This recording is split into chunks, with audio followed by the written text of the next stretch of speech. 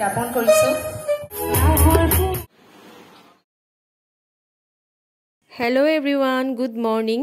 আজি পুৱাই পুৱাই পুৰা গোখাই ঘৰ সাফা কৰিবলৈ লৈছো। আজি হৈছে 30 শট মানে কালি বহাগৰ 1 তাৰিখ আৰু যেহেতুকে বছৰৰ আৰম্ভণি সেই কাৰণে ভকতসকলৰ পৰা আশীৰ্বাদ লবৰ বাবে ভকতসকলক আমাৰ ঘৰত আমন্ত্ৰণ কৰিছো আৰু তেওঁলোকে অকমান নাম গুণ গাব আৰু সেই কাৰণে আজি নামঘৰটো অকমান পৰিষ্কাৰ কৰিলো। জানেইতো সদায় চাকি বন্তি জ্বলাই থাকিলে মানে চাকি দিয়া ঠাইখিনি বা আজবাববোৰ অকমান লেতেৰা হয়, কলা টাইপ হয় আৰু সেইবোৰ এনেই সাবনেৰে মানে খহিলে নাযায়। সেই কাৰণে ভাবিছো গৰম পানীত সাৰ্ফ দি অকমান বাচন বৰ্তনবোৰ তিয়াই থওঁ।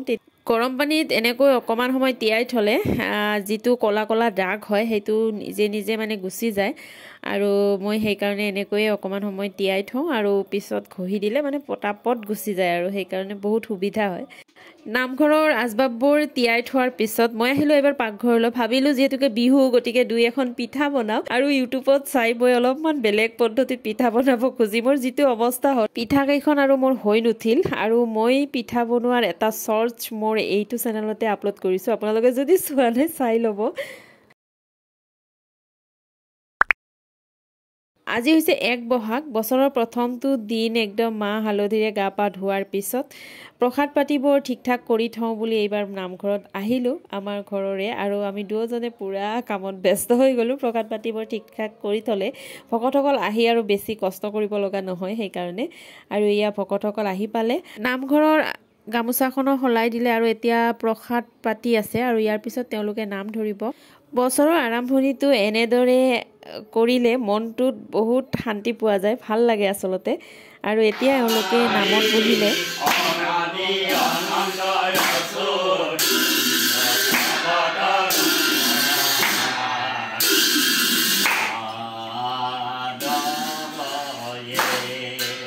এইপিনে মই আকৌ দুপৰীয়া সাজৰ যোগাৰ পাতিবোৰ কৰি আছো। তাৰমানে আমাৰ ঘৰৰ মানুহ কেইজনে লগ হৈ আজি দুপৰীয়া সাজ একেলগে খাম বুলি ভাবিছো আৰু সেই কাৰণে যোগাৰ পাতিবোৰ কৰিলো আৰু ইপিনে তেওঁলোকৰ নামো শেষ হ'ল। এতিয়া নাম শেষ হোৱাৰ পিছত আমি সকলোৱে প্ৰসাদ পাতিবোৰ খালো আৰু এতিয়া ভকতসকল যাবগৈ। তেওঁলোকক আগতে অকমান দৈ চিৰা দিলো।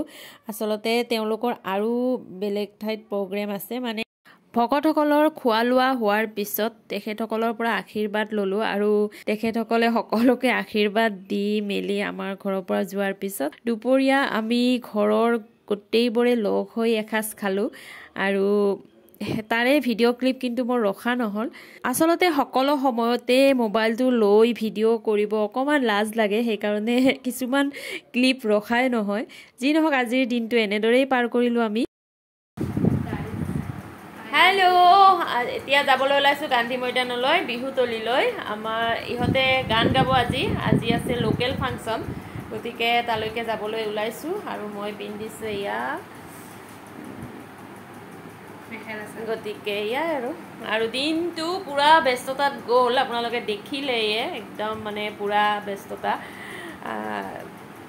পুৰা না। এয়া আমি আহি পালো অভয়পুৰী গান্ধী মৈদান। আজি আছে লোকেল ফাংচন আৰু মোৰ ছোৱালী দুজনীয়ে গান গাব একেলগে ডুৱেট আৰু সেই কাৰণে আহিলো। আৰু ৰাতিপুৱাৰ পৰা কিমান ব্যস্ত আপোনালোকেতো দেখিলেই, ইমান যে ভাগৰ লাগিছে কিন্তু উপায় নাই যেহেতুকে ইহঁত দুজনীয়ে গান গাব গতিকে নাহিলে নহয় বাবেহে আজি আহিছো।